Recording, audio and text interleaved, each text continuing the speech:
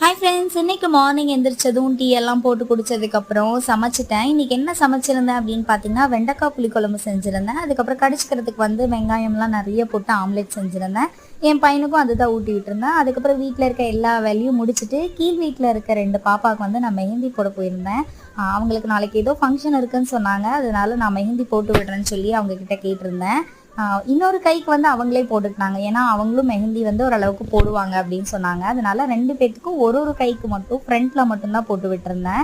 இது வந்து பெரிய பொண்ணுக்கு போட்ட மெஹந்தி நேற்று நைட்டே போட்டு விட்டுட்டேன். இது எப்படி இருக்குன்னு பாருங்க. அதுக்கப்புறம் இது பார்த்தீங்கன்னா ஆஃப்டர் ஸ்டேயிங் பிக்சர்.